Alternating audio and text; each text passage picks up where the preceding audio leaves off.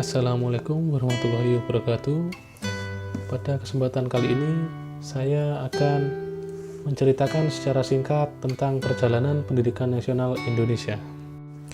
Yang pertama, pada masa pra-kemerdekaan, sebelum Indonesia merdeka, pendidikan di Indonesia masih sangat terbatas dan didominasi oleh pendidikan agama dan pendidikan kolonial Belanda. Pada pendidikan kolonial Belanda, pendidikan pada awalnya hanya digunakan untuk memenuhi kebutuhan penduduk Belanda di Indonesia.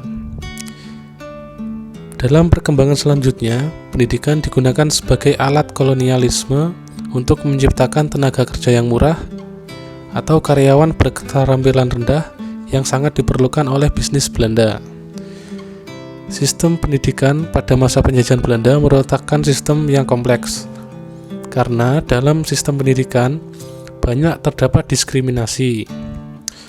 Tujuan dan kebijakan pendidikan diciptakan dan dilaksanakan oleh Belanda semata-mata untuk kepentingan pemerintah kolonial Belanda. Sistem pendidikan kolonial tidak dapat membantu masyarakat belajar secara memadai. Melihat fenomena tersebut, Ki Hajar Dewantara menyelenggarakan dan menginovasi pendidikan nasional dengan mendirikan Taman Siswa pada tanggal 3 Juli 1922 di Yogyakarta. Kemudian, pada zaman kemerdekaan hingga Orde Lama, Indonesia mulai membangun sistem pendidikan nasionalnya. Pendidikan Indonesia masih berada dalam situasi yang sulit.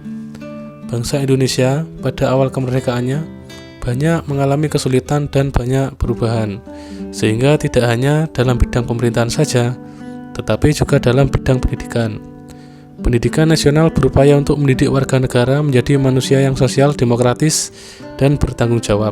Pada masa ini juga, pendidikan di Indonesia juga masih sangat terfragmentasi dan belum merata. Pendidikan nasional Indonesia pada Orde Baru mengimplementasikan berbagai kebijakan pendidikan yang lebih terpusat dan terstruktur. Program wajib belajar 9 tahun diluncurkan untuk meningkatkan akses pendidikan dasar. Selain itu, pendidikan tinggi juga mengalami perkembangan signifikan dengan pembukaan berbagai universitas dan institusi pendidikan.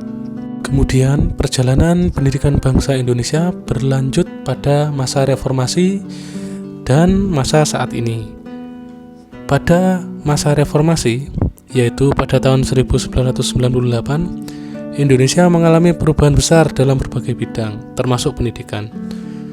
Reformasi pendidikan dilakukan untuk menghapuskan berbagai kendala dalam sistem pendidikan dan meningkatkan kualitas serta akses pendidikan.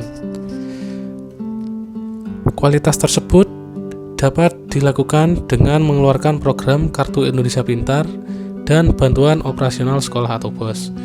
Kedua program tersebut dibuat untuk meningkatkan partisipasi dan akses pendidikan Indonesia menuju pendidikan yang lebih baik. Demikianlah perjalanan pendidikan nasional Indonesia secara singkat. Terima kasih. Wassalamualaikum warahmatullahi wabarakatuh.